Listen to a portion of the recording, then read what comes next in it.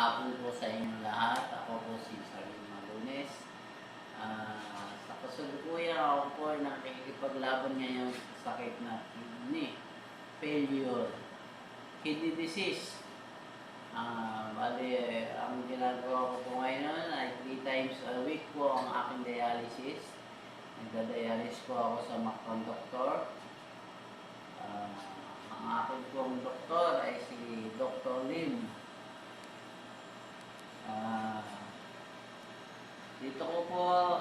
Dito dumadaan ang hose papunta dun sa machine. Dito po, butas po ay nandito sa liig. Pero huwag po kayong mag-alala. At yan naman po ay may tahi at saka masinsing pinag-aralan po ng mga doktor kung bakit dyan po yan nakalagay. Ano po? Ako po ay mag-vlog, hindi po para magmakawa, kundi para encourage kayo na huwag niyo pong gayahin ang masamang at hindi magandang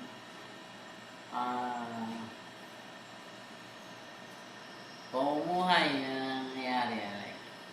Kung kayo po ay high blood, inumin ninyo ang inyong maintenance. Huwag po kayong magpaputol-putol kasi pagka pinigyan na po kayo ng maintenance, diretso na po yun. Pagka pinabayaan ninyo ang iyong dugot at lumapot na lumapot, mangyayari maapektuhan din po ang inyong kidney.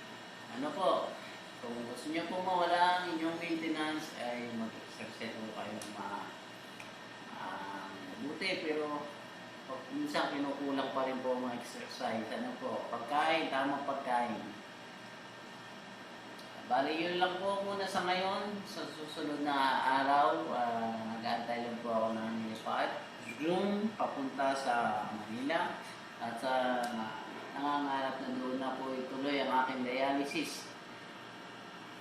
Tuloy-tuloy pa rin po, 3 times a day. Samahan niyo po ako sa aking paglaban. At para lumakas ang aking katawan. Sige po. See you next week.